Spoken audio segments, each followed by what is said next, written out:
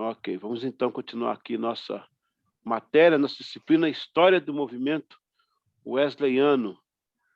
Aula 23 agora. Aula 23. Já se foram 23 aulas, hein? Meu Deus. E eu vou desanimar vocês. Nós vamos chegar até a aula 30. Mas, meu amigo, tem material para muitas aulas. Eu estou elencando os pontos mais salientes. Mesmo assim, vão ficar alguns ainda secundários. Mas vamos lá. Melhor do que eu não ter nada, e a gente vai continuar aqui o nosso trabalho. Muito bem. Bom, nós falamos um pouco sobre a abstinência ao álcool, né? Sobre a posição histórica do movimento. Talvez, hoje em dia, em alguns locais do mundo, alguns wesleyanos têm uma compreensão diferenciada, mas, historicamente, o movimento foi abstêmio. Historicamente, havia uma pregação forte em cima desse quesito do álcool e, consequentemente, do tabagismo, né? Então, inclusive, não há registro que o Wesley tenha fumado ou alguns metodistas. Teve um pregador conhecido, o Charles Spurgeon, que ele realmente havia uma situação dessa, de ter um cachimbo, tal, a questão de aquecer o corpo. Como eu não sou historiador dele, conheço algumas coisas mais na área da mensagem, eu tenho até um livro dele aqui muito interessante, mas eu ouvi dizer, não sei se é verdade, que isso foi um período, depois ele não fez mais isso. É que na nossa cultura a gente entende, né, o tabagismo também como um pecado em si, e foi uma herança puritana também.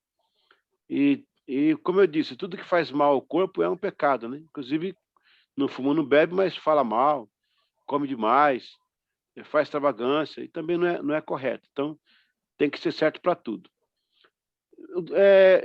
Culturalmente se ligou, né? O fumo e o álcool mais é uma questão mais moral. Mas é uma questão cultural, mas também é bíblica. A gente vai, apesar que a Bíblia não tem o versículo não fumareis, né? Não fumareis, não tem esse versículo bíblico. Mas a gente entende que também, por uma conduta social adequada, mais perto dos valores que promovem a saúde, não é algo aconselhável, inclusive para o crente. Até porque cria-se um vício, e o viciado também está escrito, não herdará o reino de Deus. Por isso temos que pregar a mensagem, amém? Manvívia, seu microfone está aberto. Você quer falar? Quero. Pastor, eu posso desligar a câmera um segundinho, mas eu estou aqui. Tá bom? Tudo bem. Pode desligar à vontade aí, mas está com a gente aí, amém? Vamos para o nosso material aqui, deixa eu mostrar aqui na tela. Nosso material, deixa eu ver quando é que está aqui. Ué, cadê ele? Não é isso não. Peraí. Eu tinha aberto esse material. Vamos lá, autoexame. Vocês me dizem se apareceu aí alguma coisa. Deixa eu ver aqui. De novo. Acho que agora vai. Apareceu? Está escrito aí universidade e tal, HU. Consegue ver, sim, pastor Tom? Beleza. Sim. Está aparecendo. Ok, o versículo básico para esta aula é Gálatas 6,17. Desde agora ninguém me inquiete, porque trago no meu corpo as marcas do Senhor Jesus. É claro que Paulo se referia também a algumas marcas no corpo, mas também marcas de santidade, marcas de perseverança, né? Amém? Pastor Anderson, seu áudio está aberto, viu? Te avisar aí para não ter problema depois. Amém. Então, nosso trabalho aqui vai ter esse autoexame de santidade. Aliás, aqui na capa está escrito aqui, ó. Ali, ó. AES. Autoexame de santidade. Ok? Muito bem, vamos continuar aqui. A gente vai trabalhar aqui algumas áreas. As marcas de santidade para com Deus, as marcas de santidade pessoais, santidade, e as marcas de santidade para com o próximo. Veja que eles trabalhavam... Gente, a gente vai ver na matéria, e isso aí tem 300 anos, gente. Que coisa, né? Que coisa. A gente conhece denominação hoje que nem isso tem. Nem isso tem. Então, é muito lindo. Parte 1, as marcas de santidade para com Deus.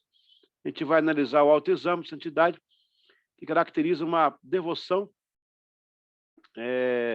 e aproximação de Deus, sendo ele a primazia de todas as coisas. Na parte 2, as marcas dos pessoais de santidade, vamos ter um autoexame de santidade que caracteriza o desenvolvimento de uma vida mais comprometida com o viver santo, na fé, na prática e no amor.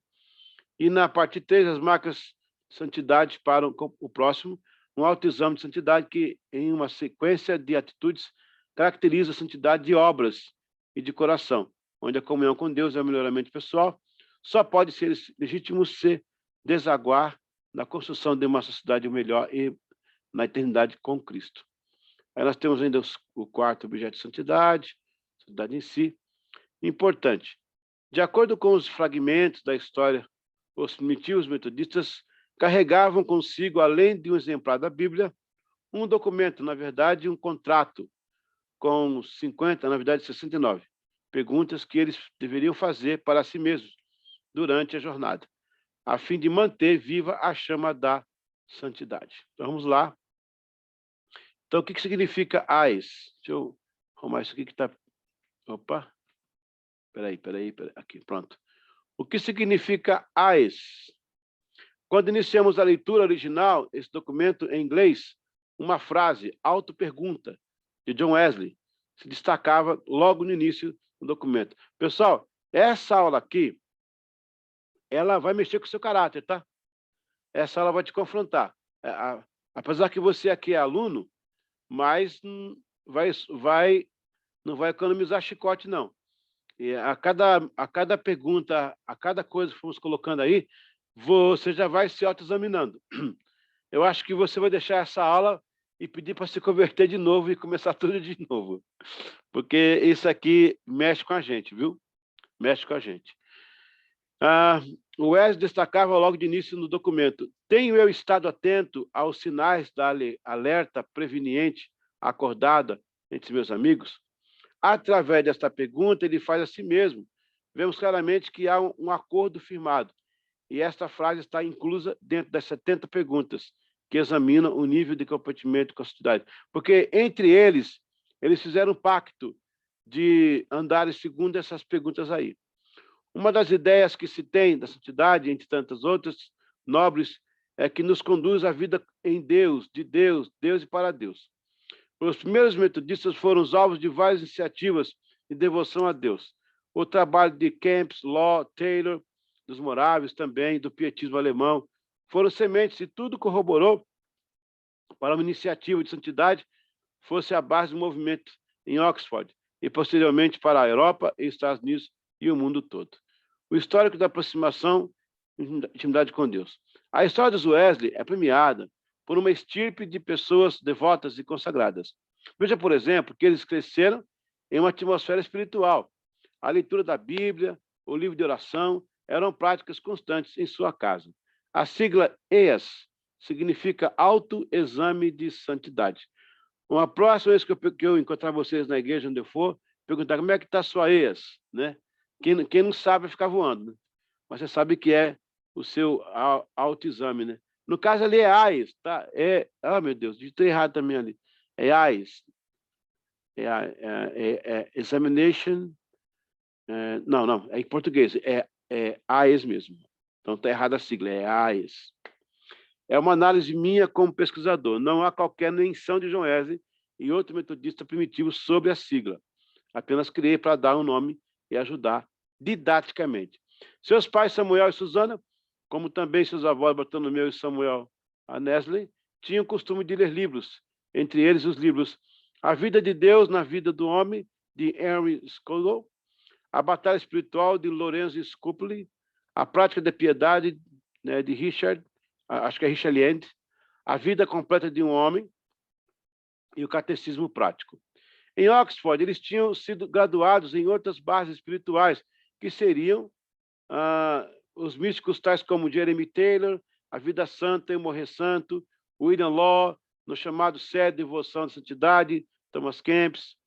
Assim, em 1733, John compila esses itens do outro exame para manter uma vida santa. Na casa deles, em Epworth, havia uma devocional diária e alguns comportamentos devocionais durante o dia com os irmãos e com os amigos. Eles observavam regularmente uma disciplina que era considerada como um modelo em uma tradição. Por exemplo, as orações, eles faziam 3 períodos de oração. Oração às 9, depois das 12 e às 3 horas da tarde. Já às 6 horas havia meditação e compartilhamento da palavra. Olha que legal isso aí, gente, né? Tinha alguns interrogatórios que eles faziam para si mesmos, concernentes ao estado espiritual deles. As orações eram escolhidas para se fazer com grande escala de pedidos, a exemplo do que parece na primeira publicação da coleção de orações para cada dia da semana. Em 1732, João pegou as práticas devocionais, já criando uma nova identidade espiritual, que daria base para o movimento de santidade.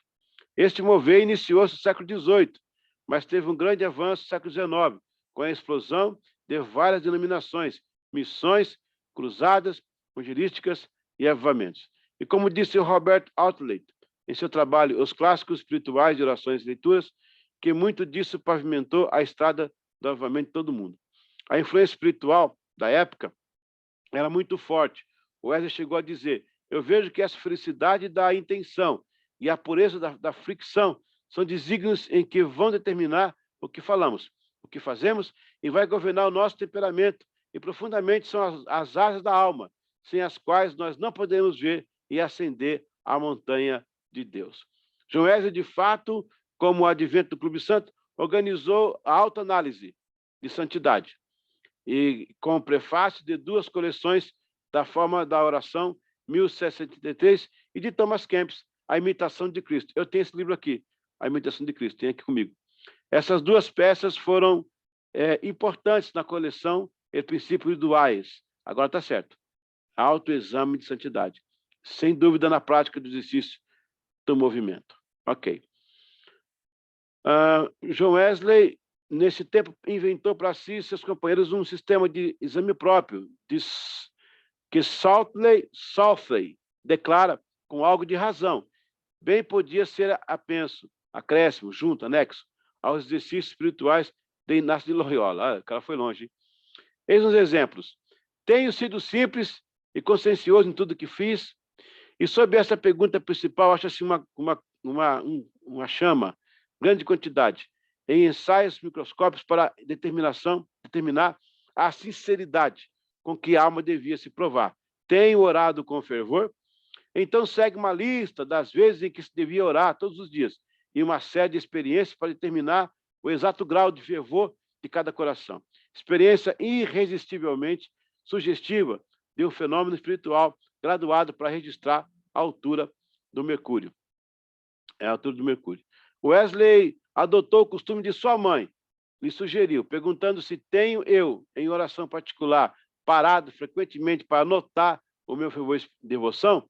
Isso quer dizer que a alma ansiosa devia ter os olhos dirigidos, um para aquele a quem se oferecia a prece, e o outro fito vigilante sobre si mesmo, para observar o seu próprio comportamento.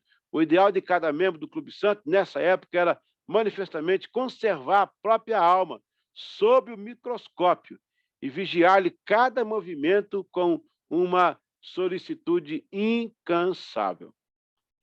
Não sei se pode negar aqui, não se pode negar aqui a elevada nota cristã do tipo da vida alvejada, embora as perguntas representem propósito mais que posses, e as lindas virtudes da caridade, meiguice, devoção e diligência não fizeram raiz alguma. São deveras os frutos genuínos da religião.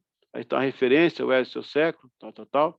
Vamos agora começar aqui com esse ponto. Richard Hetzenhatter menciona que esta lista abaixo do seu livro Wesley, pouco chamado disso, da Editel, página 37. O Diário Pessoal de Wesley contém muitos registros escritos em cifras e taquigrafias. O Wesley também era meu Deus do céu. Ele escrevia em taquigrafia, taquigráfico, o nome difícil de falar aí. Então, como é essas listas aí das regras, ó. Aí ele está, é esse aqui, ó, é uma lista que ele escreveu em taquigrafia das regras da autossantidade, tá vendo? Do autoexame. Olha que interessante, essa é a letra dele mesmo, ó, que aparece para você aí. Agora vamos lá. Nesses tópicos de autoexame, a prioridade era a comunhão com Deus. Então, a primeira parte agora é a parte da santidade com Deus, tá? Santidade com Deus. Vamos lá, vamos começar a apertar aqui esse negócio, hein? Um plano de autoexame utilizado pelos primeiros metodistas em Oxford. Nesses tópicos de autoexame, a prioridade era a comunhão com Deus. Espera aí, comunhão com Deus. Primeira pergunta que eles faziam para si. Essas perguntas eram feitas para si, entendeu? Não era para ninguém, era para você. Eu tenho sido em tudo, sabendo que sou observado pelo meu Deus, dono da bondade que é em mim, meu padrão, meu único anseio, aquele que determina meus dias, Pai da bondade. Tenho eu agido inteiramente para Deus e vinculado os meus pensamentos de acordo com o tempo presente e de uma forma calma, simples, distinta e ininterrupta? Irmãos, eu não vou nem comentar as perguntas, porque eu acho que agora quem vai comentar é o Espírito Santo. À medida que eu for lendo aqui as perguntas de autoexame, eu vou repetir, esse material não está disponível, vocês estão sendo privilegiados hoje de ter esse material em suas mãos. À medida que eu for fazer a pergunta aqui, você vai respondendo com o Espírito Santo aí, e ele vai te dar a interpretação, palavra a respeito. Minha devoção a Deus pela manhã é uma obrigação de consciência ou faço com muito fervor e devoção? Como uma virtude particular, agindo inteiramente com profundidade para com Deus. Tem obreiro nazareno que nem tem devoção de manhã. Imagina. O cara já falava como se tivesse, já era cultura. Para agir inteiramente para com Deus, tenho estado atento aos sinais de alerta a respeito de evitar o pecado e viver uma vida santa? Acordo esse previamente firmado entre meus amigos, onde quer que eu esteja? Tenho eu agido considerando se estou de acordo com a vontade de Deus? Ou fiz alguma coisa nesses dias, ou pelo menos uma prévia, direta ou remota, que não seja para a glória de Deus? Tenho eu dado atenção devida ao fato de que estou exercitando a vontade de Deus durante o decorrer do dia, ou com base no amor? Interesso-me mais nos estudos, nos assuntos dos outros que não sejam caridade? Eu tenho sido assíduo aos cultos, não importa onde eu esteja, de manhã ou de noite? Caso eu tenha um motivo justificável para não comparecer, tenho separado de 1 a 3 horas para cultuar o Senhor individualmente? Jesus, mano, olha aí. Eu estou na 8 ainda, tá? Quer que eu continue ou paro por aqui? Vou parar, né? Acho que é melhor parar, né? Meu Deus do céu. Eu tenho orado de hora em hora por humildade, fé, esperança, amor e a virtude em destaque do dia. Pastor Anderson, eu acho que esse material tinha que dar para cada obreiro, sabe? Para cada obreira. Tinha que pegar isso aí e dar para o pessoal. Põe do lado da Bíblia. E todo dia você abre e faz uma pergunta dessa para você. Isso aí é fantástico. Eles paravam debaixo das árvores, eles paravam nos restaurantes, nas casas, e lia essas perguntas, repetiam, eles se perguntavam o tempo todo. Será que eu comecei um pouco desse dia a pensar em sua perfeição?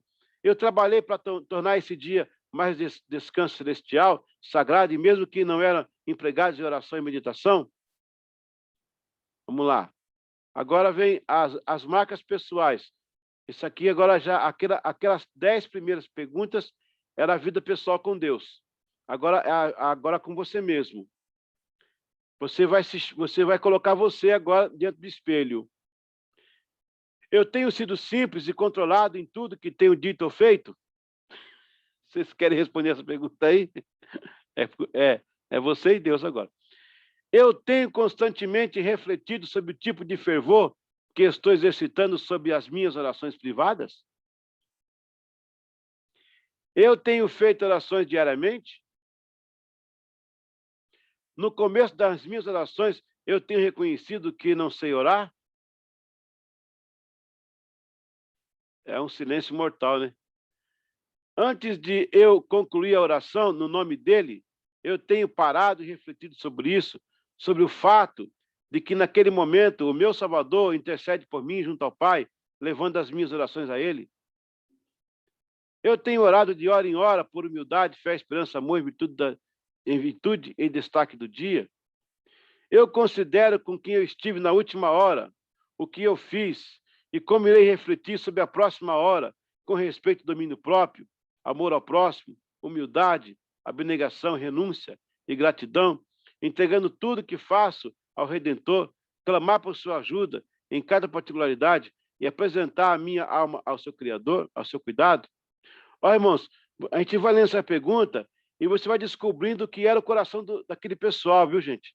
Como eles viviam tão perto de Deus. Isso é uma leitura, gente, de um organismo por dentro da pessoa, por dentro, o organismo espiritual da pessoa. Eu tenho feito isso de forma intencional, sem pressa, seriamente e com todo fervor possível, sem me distrair com nenhuma outra atividade. Eu tenho orado fervorosamente, intencionalmente e com seriedade pela virtude em destaque do dia. Eu tenho oferecido um momento de oração especial às 9, às 12, às 15. Eu pergunto a você, qual nazareno hoje que tem esse sistema aí, de parar às 9, ao meio-dia e às 15? Pode ser que tenha. Pode ser que algum wesleyano aqui da Miguel também tenha, mas é um fato raro. Ah, porque a correria, pastor, por causa da correria, por causa do zap, por causa... Bom, é falar com Deus, né? Acho que tirar um momento aí de orar. Eu tenho dado graça antes do alimento, em voz alta no meu quarto, intencionalmente, com seriedade e fervor. Eu tenho meditado diariamente, a não ser por um motivo justificável, das 6 até as orações da manhã. Olha aí, vigília de oração pessoal, né? Marcas pessoais. Das 16 às 17, qual foi a providência de Deus para o dia em específico? Então, eu pergunto a você, de 4 às 5 da tarde, ou de 9 às 10, o que Deus fez na sua vida nesse período? O que Ele promoveu para você, né? Como virtude em destaque foi exercida sobre a mesma? Como não foi? No domingo das 18 às 19, eu tenho refletido sobre a redenção à luz dos estudos de Kempis. Quer dizer, você não tem hoje o Kempis para ler, mas pode ser uma devocional outra, né? E sobre os atributos de Deus na quarta-feira e na sexta-feira, das 12 às 13. Os caras paravam, 1 hora na quarta e na sexta para ler e estudar sobre o atributo de Deus. Olha só. Na Páscoa, após ler um livro, em relação às anotações que eu mesmo fiz, quais lições que eu posso aplicar em mim mesmo? Quer dizer, o livro que você lê, né, que você pode fazer para aplicar você mesmo. Nesses tópicos de autoexame, a prioridade era a prática da santidade, com frutos de amor e arrependimento. Agora, a terceira parte, que é a santidade para com as pessoas. E é tudo feito com pergunta, tá? Nesses tópicos de autoexame, a prioridade era a prática da santidade com frutos de amor e arrependimento. Eu tenho orado com fervor com os meus amigos ao acordar e dormir na tarde de sábado. Em todo momento estou auxiliando e envolvido na obra do Senhor, no individual, antes de adentrar na casa de oração, em público. Eu considero com quem eu estive na última hora, o que fiz e como irei refletir sobre a próxima hora, com respeito ao domínio próprio. Não, essa pergunta tem lá na outra parte, ele repete. Eu tenho feito isso de forma intencional, sem pressa? Também repete. Eu tenho zelado de fazer o bem? Essa já é diferente. Eu tenho abraçado cada oportunidade para fazer o bem, evitando, retirando o domínio do mal? Eu tenho empenhado todo o meu esforço para isso? Eu tenho negado em compartilhar com o meu próximo algo de valor para mim? Eu tenho conversado, no mínimo, durante 1 hora com alguém? Eu tenho lutado por alguém até mesmo me renunciar? Rapaz, isso é com relação às pessoas, tá vendo? Antes de conversar com alguém, eu procuro aprender o quanto possível sobre seu temperamento, forma de pensar, passado e obstáculos peculiares internos e externos, para assim procurar meios para uma questão em foco. Você pegou isso aí, gente? Ele, antes de conversar com alguém, analisa a pessoa para não ter que travar em assunto, atropelar ou machucar a pessoa. 37. Ao orientar alguém, tem apresentado os motivos e as dificuldades, equilibrando-os, exortando a pessoa a considerar ambos com calma e contemplação e orando sinceramente por orientação divina. Ao falar com o desconhecido, tenho explicado o que a religião não é, negativa externa, e o que ela é, uma restauração da imagem de Deus, e procurado até a que ponto o mesmo busca essa restauração, porque estagna, o exorto e direciono. Eu tenho convencido todos ao meu redor a comparecer às orações públicas, pregações, consagrações e, no geral, obedecer às leis da Igreja de Cristo no mundo, e a Igreja da Inglaterra, o Estado, a Universidade e suas respectivas faculdades. Ao me deparar com qualquer ato de desobediência, direciona a mim, tenho reconhecido e confrontado o ataque com mansidão e acerto. Rapaz, é difícil, né, essas coisas aí, ó. Eu tenho discutido pontos práticos, a não ser que os mesmos fossem exercitados no mesmo instante. Ao discutir, eu tenho anseio de definir os termos da questão, delimitá-la, apresentar o que ele oferece em suas negações. Eu tardo no meu falar, permito a pessoa se expressar e provar suas objeções insinuadas e insistentes. Olha que legal isso aí, gente. Olha essa aí, a 44. Após cada visita, eu tenho perguntado àquele que me acompanhou, eu falei algo de errado? Fui zeloso em empreender e agir de maneira que bem pudesse? Considerei como poderia dar ou receber melhorias? Mencionei alguma falha ou falha de um homem quando não era necessário para o bem do outro? Eu desnecessariamente afligi alguém por palavra ou ação? Isso ele perguntava quando ele saiu de uma reunião para uma pessoa que foi com ele. Ele fez essa pergunta aí. Hoje em dia, ninguém pergunta. E se você falar, foi com raiva de você ainda. 45. Ao me pedirem conselhos, tenho direcionado e exortado com todas as minhas forças? Eu tenho me alegrado com e pelo o meu próximo em virtude de prazer, ou chorado junto com ele na dor e no seu pecado? Eu tenho recebido suas enfermidades com pena e não raiva? Eu tenho pensado sobre o meu próximo ou direcionado a palavra ao mesmo de uma forma indelicada? Eu tenho feito fofocas e me portado com maledicências? Eu tenho revelado o mal de alguém a outra pessoa, a não ser que fosse necessário para um bem particular da minha visão em relação ao momento? Essa pergunta é chave, hein? Inclusive na cultura brasileira. Eu realizei com ternura de palavras e conduta ética para este fim? Eu demonstrei qualquer forma aprovação sobre aqueles que não fazem isso? Boas intenções e a aparência de boas intenções têm sido a motivação de todas as minhas ações para com as pessoas?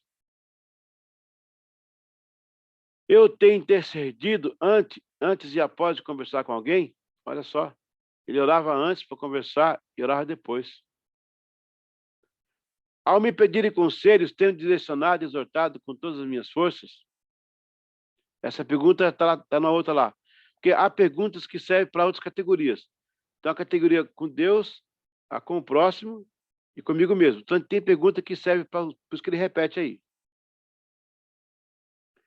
Eu tenho... Ok.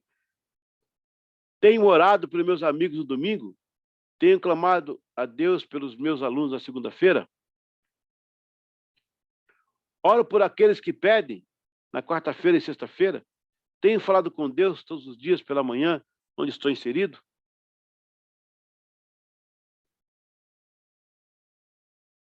O objetivo da santidade. A perfeição do mundo. Bom, deixa eu falar aqui um pouquinho. Na verdade, são 69 mesmo. Eu falei 69. Era 59, 59. Queria ouvir de vocês se alguma dessas perguntas chamou a atenção. Se algum desses tópicos aqui chamou a atenção. Depois eu volto lá. Se alguma pergunta, o que vocês acharam desse autoexame de santidade?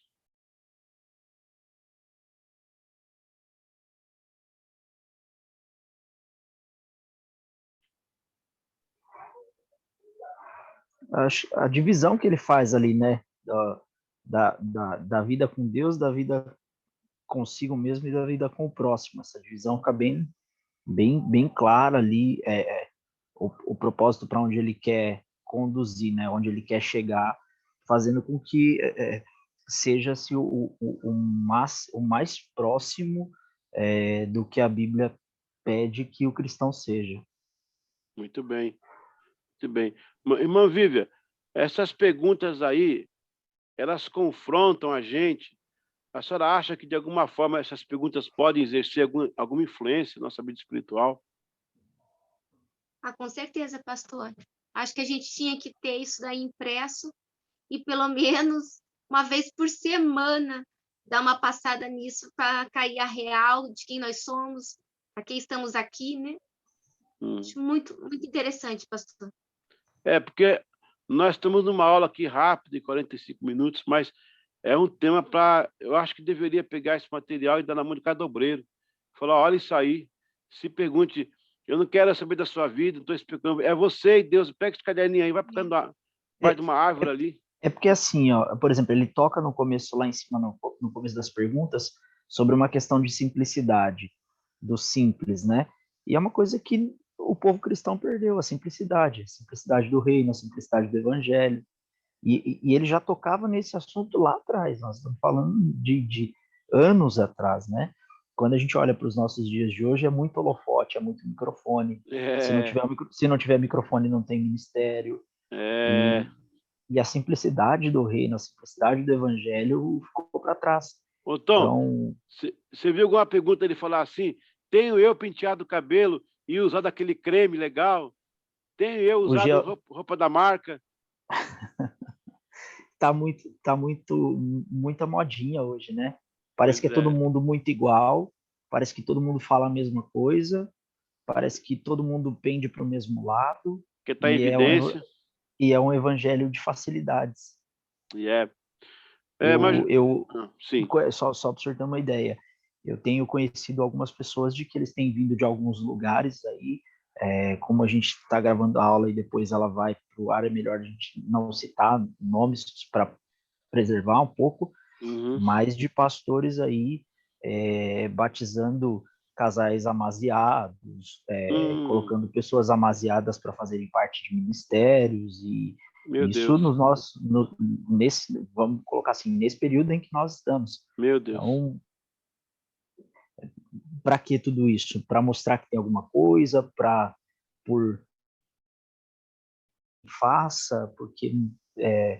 e a gente está deixando as coisas que fizeram com que o cristianismo chegasse até os dias de hoje, com o impacto que ele teve, nós estamos deixando essas coisas para trás e colocando um cristianismo de facilidades.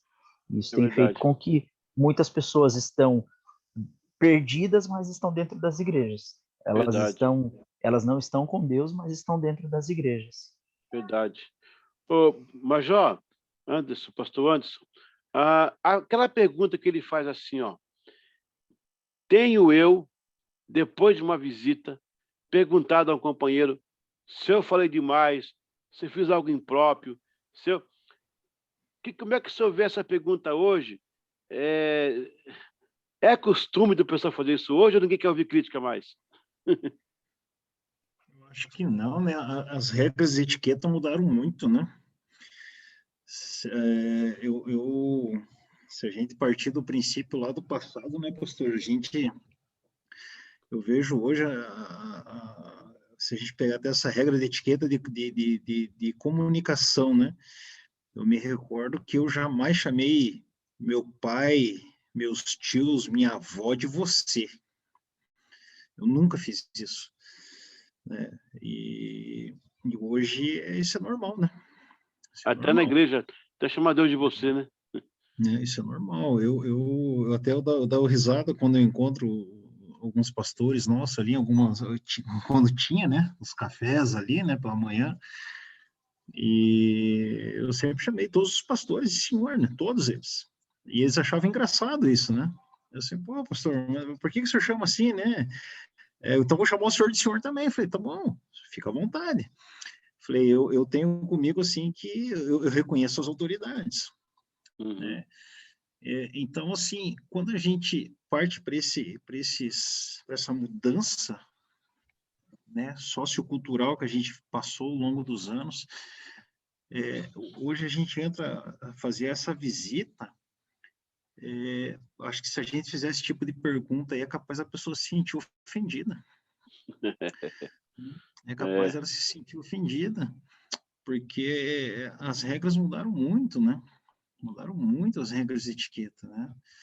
Então, a questão cultural aí, né? A visão, eu gosto muito de usar uma palavra, né? Uma frase que eu li num livro quando eu fiz o meu mestrado, que a gente está vivendo um darwinismo social, né?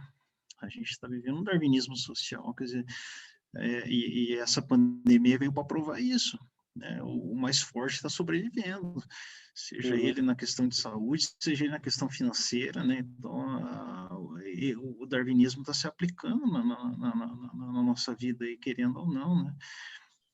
Então, não é de bom tom fazer uma pergunta dessa aí, que a gente vai arrumar confusão. Essa questão, olha, naquela época era costume dos pregadores wesleyanos, quando se encontravam 2 ou 3 ou 4, eles se perguntavam: o que você achou do meu sermão? Alguma coisa eu falei que está destoando? Algum gesto que eu fiz? Eles se auto-mentoreavam. Hoje em dia, você não pode falar nada para um colega que ele se acha ofendido mesmo. Você pregou um A versículo crítica, errado. né? Que é esse que é você para ficar me corrigindo? A pessoa não tem humildade de baixar a cabeça e falar assim, o que foi que eu fiz que eu preciso melhorar? O que foi que eu fiz que eu preciso trabalhar? O que eu falei? Qual foi um gesto que eu fiz?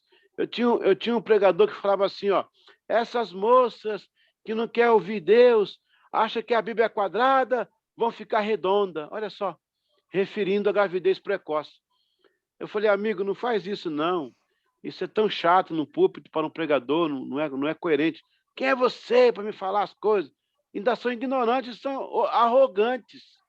Eu tenho um pastor amigo que ele tem um acordo com a esposa dele, e ele fala isso de púlpito. Fala, irmãos, queria pedir desculpa porque a semana passada, quando acabou o culto, eu cheguei em casa, minha esposa falou que eu falei isso, isso, isso, então agora eu quero corrigir, é isso, isso, isso. A esposa dele ela já Mas fica de olho.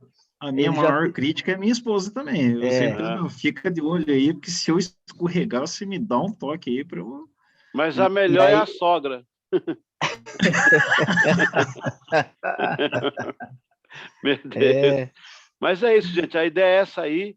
Eu espero que vocês forjem o seu caráter nesse sentido de estar aberto às pessoas, estar aberto aí às observações, né? E entre nós aqui, quem goza desse privilégio melhor, quem tem essa prerrogativa melhor, é o pastor Anderson, que ele trabalha com hierarquia. Ele pode, sem precisar perguntar, ele pode corrigir um subordinado. Mas, no nosso caso, às vezes você vai pedir opinião, ou vai dar, na verdade, vai dar opinião. A pessoa é insubordinada, ela é arrogante, é soberba, é pedante. Fica difícil demais trabalhar assim. Só Deus, para ter misericórdia. Tá vendo aí o quadrinho? Tá conseguindo ver a tela? Tá, né? Eu vou ver se o que temos aqui ainda, porque parece que aqui tem matéria que já foi repetida, a perfeição. Ok. Deixa eu ver aqui mais uma coisa que pode ser colocada para a gente. Ok. Aqui sobre a perfeição cristã já falamos, porque está ligado, né? A pregação dele de santidade e a perfeição. Ok, existe perfeição porque mencionado tal, mas isso aqui já é... Ok. Ok. Vamos lá. Ok. Aqui são coisas que eu já coloquei para vocês. É a perfeição cristã na pregação dele. Deixa eu vir aqui mais um pouquinho aqui. Eita, tem até grego aqui. Glória a Deus. Vamos lá. Acho que no final aqui eu tenho um comentário. Ok, espera aí. Vamos ver aqui. Muito bem. Ok, vamos encerrar com essa parte aqui. A santidade. Porque, na verdade, é um guia pessoal de santidade, é um guia de autoexame. Então, ali, essa parte que eu pulei é aquela parte da perfeição cristã. Nós já estudamos que ele agrega, como perfeição cristã, essas atitudes. Então, elas fazem parte do que se chama perfeição cristã. Vamos dar uma olhadinha aqui sobre a santidade, no que eles colocam ainda. A santidade do ponto de vista bíblico. A santidade tem origem no eterno, né? Efésios 1, 3, 4. A santidade é a suma dos requisitos da lei, aí tem as referências aí. A santidade é também a promessa do evangelho. Em Deuteronômio 36, Deus nos fala da circuncisão do coração, sobre a qual Wesley disse, é a disposição geral da alma, que nas escrituras é chamada de santidade. Aqui implica diretamente tem sido purificado do pecado, de toda a contaminação da carne e do espírito, que resulta haver recebido todas as virtudes que estavam em Cristo. Na verdade, ele está colocando essa circuncisão do coração como algo que se rompe, né? Na circuncisão mesmo, e se desliga, né? E se abre para o novo de Deus.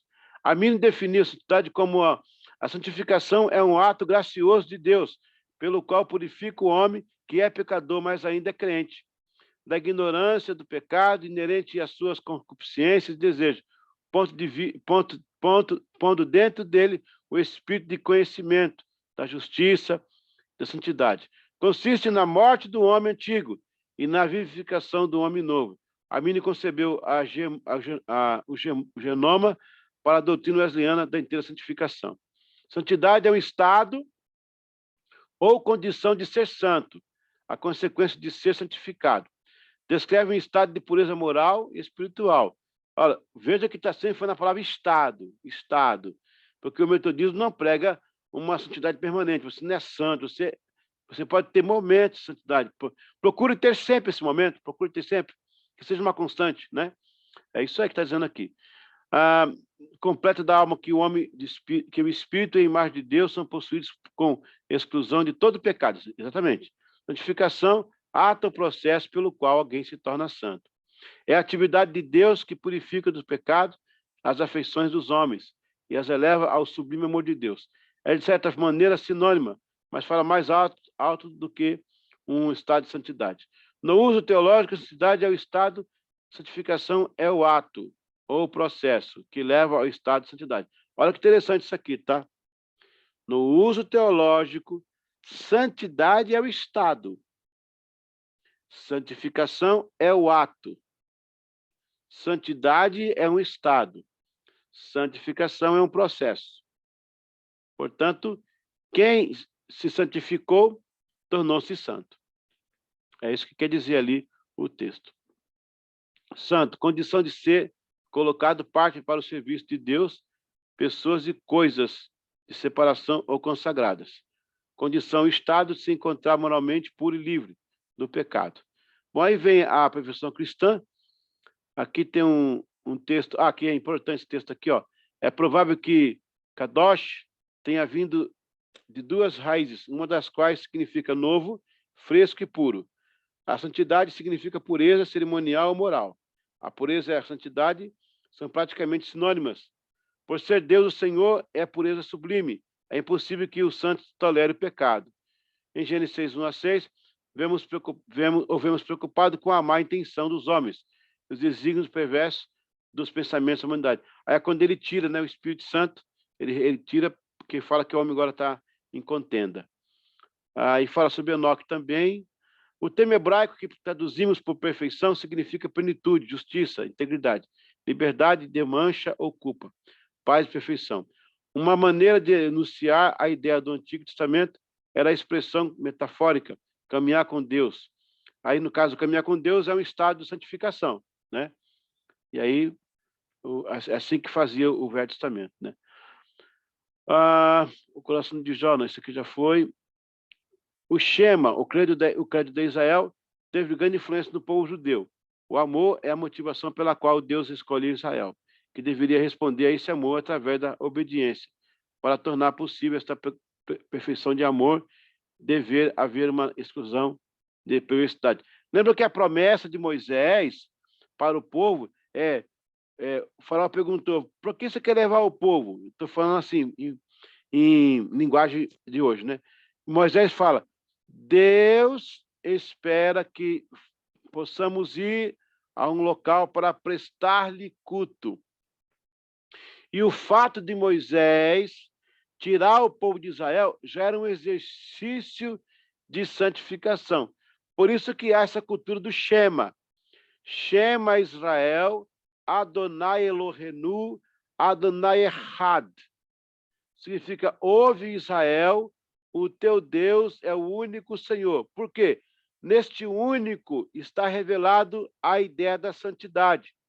Deus é santo, único. Alguém é santo como o nosso Deus? Vocês podem me dizer se tem alguém mais santo que o nosso Deus? Ele é o mais santo. A gente pode se santificar à vontade, mas qual outro Deus, que é claro que não existe, mas que seria santo como o nosso Deus? Por isso que ele é único. Gente, olha que coisa interessante. Alguém disse assim, Deus cobra a santidade, ele é, como é que fala? Ele é exclusivo, ele quer ser, como é que chama? Egoísta. Deus é egoísta por cobrar a santidade para ele. Somente a mim adorarás. Somente o teu Deus. Mas espera aí. Olha que interessante isso aí. Mais mensagem para domingo aí. Do ponto de vista pessoal, em relação a Deus e a mim, ou seja, Deus absoluto, eu sou relativo, certo? Do ponto de vista do absoluto ao relativo, Deus é único. Tem outro Deus como nosso Deus? Tem outro Deus? Existe outro Deus como nosso Deus? Não. Portanto, logo, na metafísica, se não existe Deus como nosso Deus, ele não é egoísta. A adoração é só para ele mesmo. Não tem outro. Isso isenta das pessoas dizerem que Deus é egoísta, que ele só quer adoração para ele. É claro, só tem ele, não tem outro. Pronto. Então ele não precisa ser egoísta. Ele clama a si o que é por direito, por ele ser o único Deus fiel e verdadeiro. Bom, eu vou mandar para vocês esse material.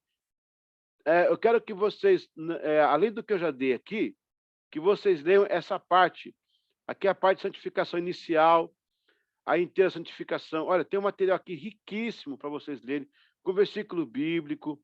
Por isso que eu falo que essa matéria teria muitos mais dias para dar. Isso aqui é uma parte que eu podia parar, mas se eu parar aqui, eu vou entrar no outro pico de matéria. Isso aqui é um pico de matéria. Ó, santificação progressiva,